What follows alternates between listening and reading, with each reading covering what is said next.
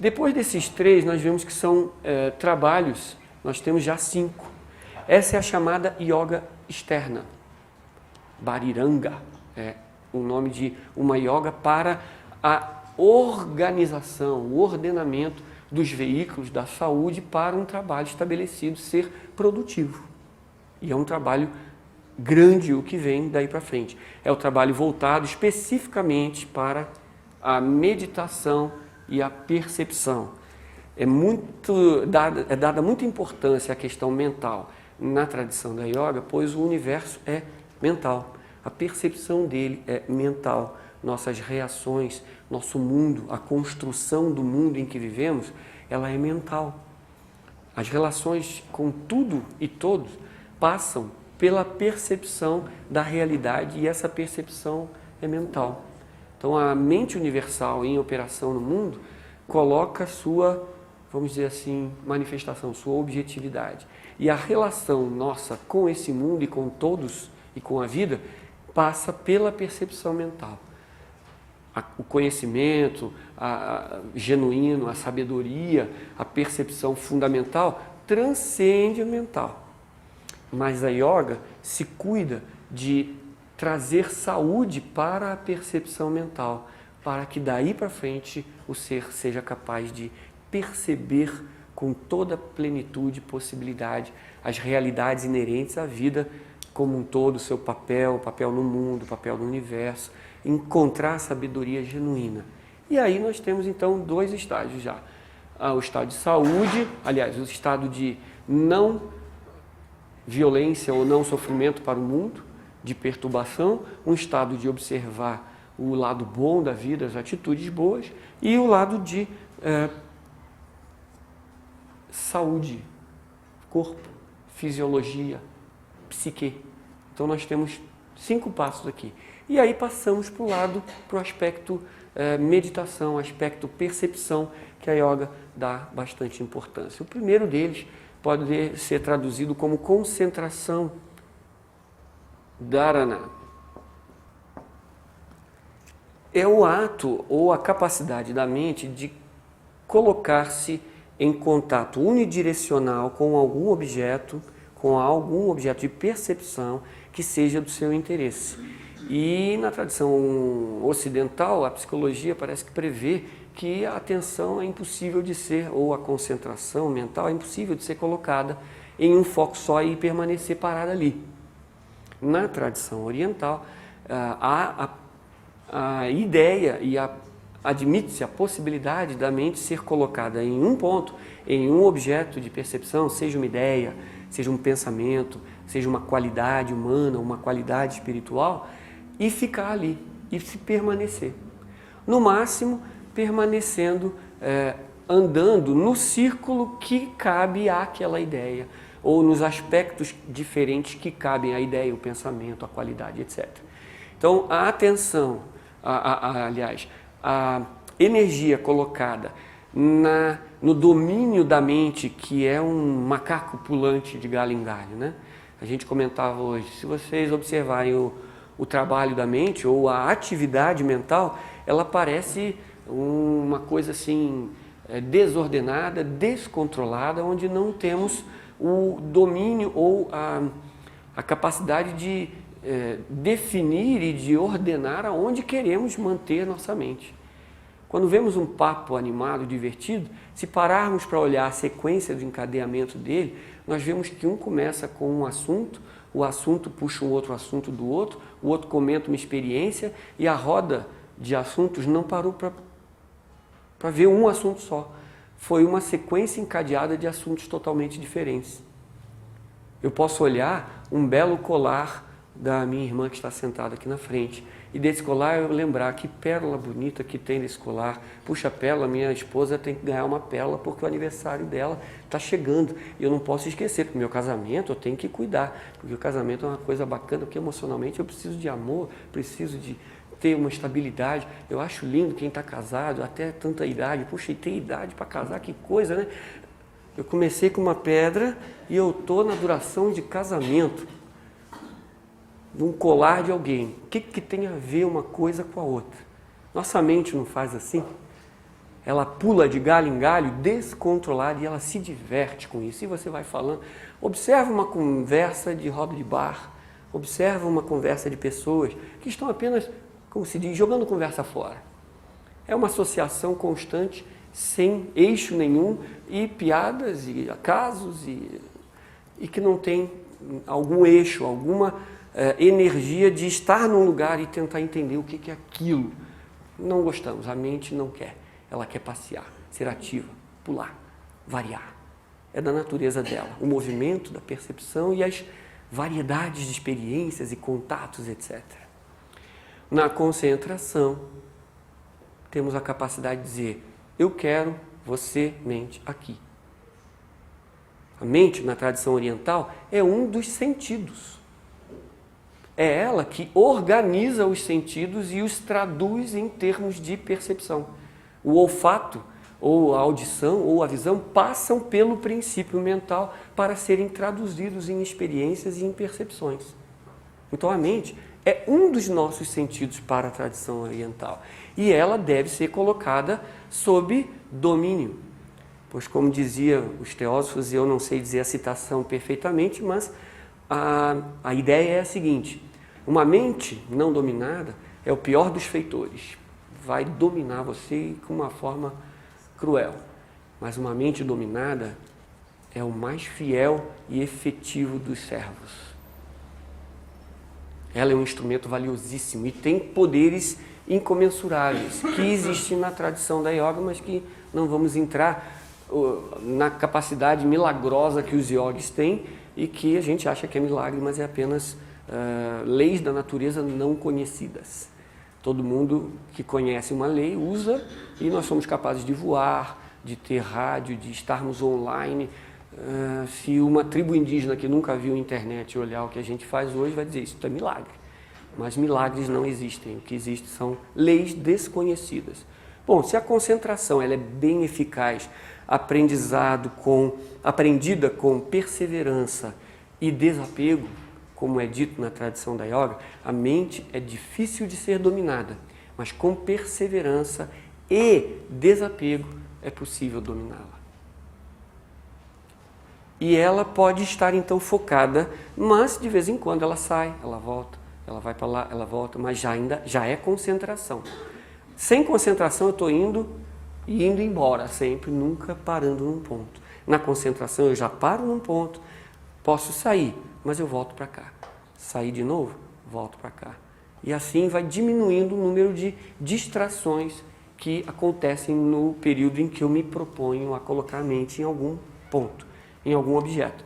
Uma vez estabelecida a concentração, pode-se alcançar o próximo passo, que é uma continuidade da concentração sem a intromissão de distrações no campo de percepção. Se eu consigo agora parar em um objeto de percepção e não mais haver distrações, mas apenas eu ficar no objeto, eu atingi um estágio chamado numa tradução de dhyana em sânscrito, que pode ser traduzido como contemplação.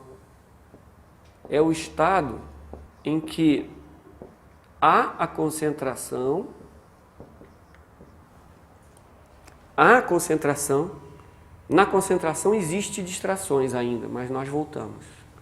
Na contemplação nós estabelecemos a mente aonde queremos, sem o aparecimento de distrações. E lá podemos permanecer por tempo indefinido. Então os yogis que ficam à noite, um dia e tal, e ficam lá sem, eles já conseguiram postura, já conseguiram estabilidade física, já se abstraem da natureza fenomênica e podem ficar lá por dias, o pessoal passa em volta e o homem está lá. E aí ele bota a mente dele em algum ponto, quando ele estabiliza isso e não entra mais em nenhuma perturbação, ele entrou em um estado de contemplação, ou dhyana. E o próximo e último passo no estágio da yoga para domínio de um atributo que é mental, mas que a percepção possa ser feita de maneira plena, integrada, total, onde existiria já uma fusão, uma comunhão completa do observador com aquilo que é observado, pode se chamar de ele é chamado em sânscrito de samadhi, como pode ser referido uma tradução, é o estado do êxtase ou comunhão que aqui no Ocidente se conhece. Então a gente pode botar a palavra êxtase no sentido de comunhão completa entre o observador e aquilo que ele observa. Na concentração e na contemplação, a mente ainda está como um instrumento para a percepção, mas ela ainda existe, eu ainda tenho a consciência dela. No êxtase, ou na comunhão, ou no samadhi, na integração total, a mente não tem consciência de si mesma e só existe a observação, a comunhão completa com aquilo que é observado.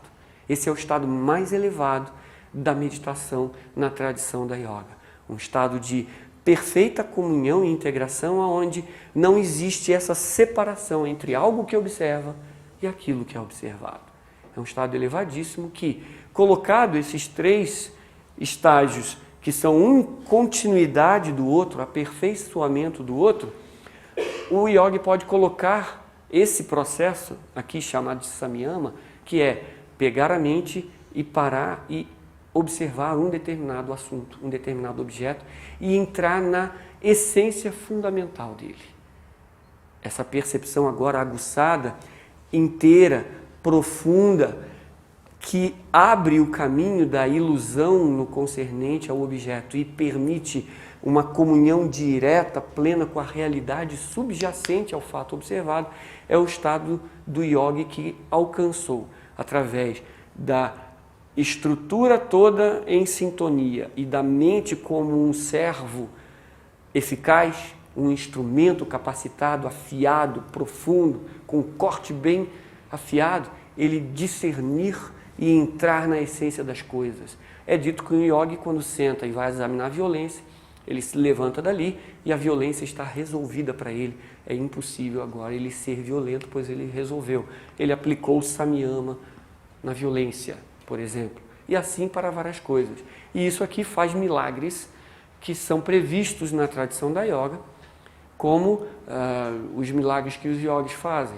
Desaparecer, levitar e vários outros efeitos, entre aspas, efeitos colaterais, que são os atributos psíquicos que uma mente educada pode entrar na essência dos fenômenos naturais e usá-los com intenções ou não, com interesses ou não, para travar contato com a essência do que vê e para exercer determinados milagres, vamos dizer assim.